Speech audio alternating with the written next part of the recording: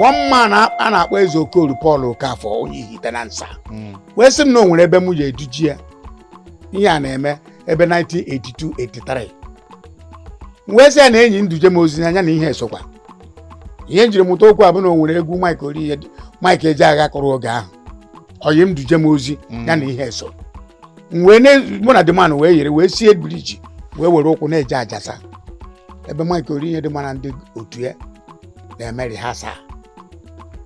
anyị eruo ebe a nwoke a wee kpọrọ mbụ Uwaezuoke a wee sị Mike na enyi onye a unu na onye a mebe ihe egwuregwu a unu na-eme na onye abanye na egwuregwu unu a na egwuregwu unu a adị colorful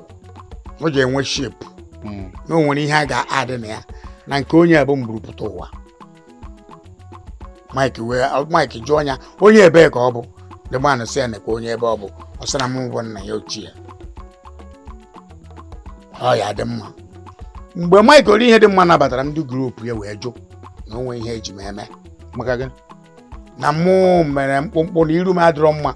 na m na-eyi akwa adọkasịrị adọkasị na aka m dị ka otiti akị m nke so ihe akwụkwọ eziokwu mgbe ahụ o wee bụrụ ya bụ na afụfụ mmadụ takọlọrọ atakọlọ mmadụ ya emekwa na agha mgbe ahụ ihe m na-achọ ọ bụ ego nri